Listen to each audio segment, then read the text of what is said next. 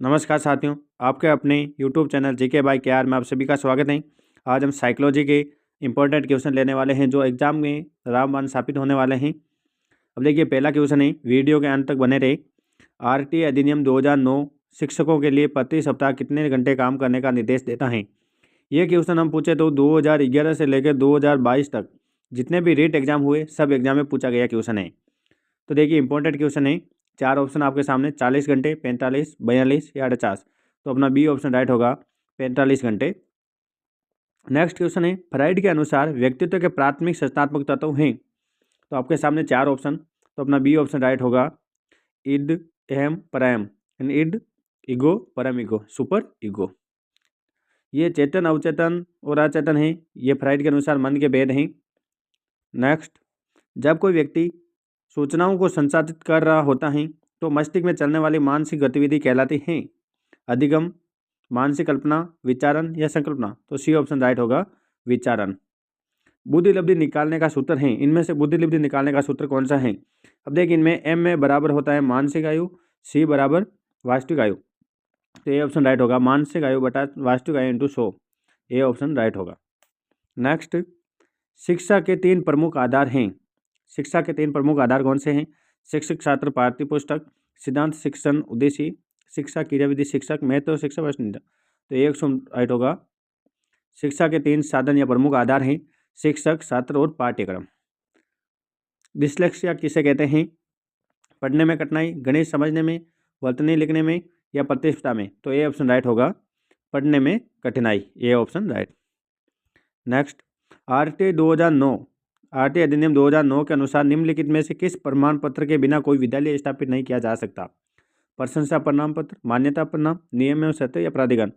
तो मान्यता, कोई भी स्कूल हो उसको मान्यता प्राप्त अनिवार्य है, मान्यता अनिवार्य लेना है, नहीं तो प्रतिदिन के हिसाब से दंड का प्रावधान किया गया है इस अधिनियम में।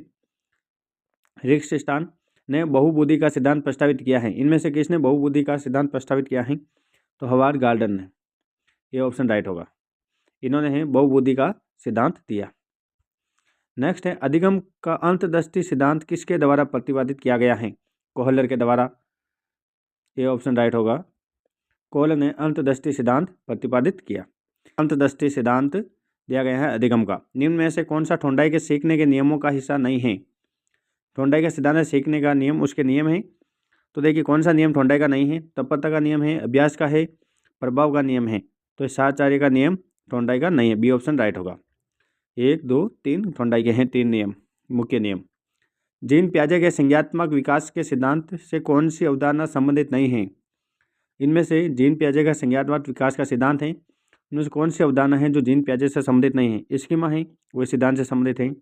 अधिकरण, आत्मसंस्करण, व्यवस्थापन। तो ये अधिकरण है, ये उनके सिद्धांत से संबंधित नहीं हैं, बाकी तीनों इनके सिद्धांत से संबंधित हैं। विकास का कौन सा आयाम नोम चॉम्स्की के सिद्धांतों से प्रभावित हुआ है। भाषा, नैतिक, सामाजिक या संज्ञानात्मक। तो ये ऑप्शन राइट होगा, भाषा विकास। नेक्स्ट, अधिगम में पुरस्कार व दंड की अवधारणा किसके द्वारा प्रस्तावित की गई थी। थोंडाइक, कोहलर, स्किनर या अल्बर्ट बांडुरा। तो बीएफ स्किनर के द्वारा। इनके सिद्धांत में पुरस्कार व दंड की अवधारणा। राष्ट्रीय पाठ्यचर्या रूपरेखा 2005 का मुख्य दर्शन क्या है। व्यवसायिक कुशलता सिखाना, बिना बोझ के सिखाना, शैक्षिक गतिविधियों को सिखाना, सतत व्यापक मूल्यांकन। तो बी ऑप्शन राइट होगा, बिना बोझ के शिक्षा, यानी बिना बोझ के सिखाना है, वो इनका मुख्य आधार या मुख्य उद्देश्य है। नेक्स्ट है, अधिगम के अंतर्दृष्टि सिद्धांत के प्रतिपादक कौन हैं। थोंडाइक, पावलोव, स्किनर, कोहलर। तो डी ऑप्शन राइट होगा, कोहलर। पावलोव के प्रयोग में UCS हैं, घंटी, भोजन, दाल, कुत्ता।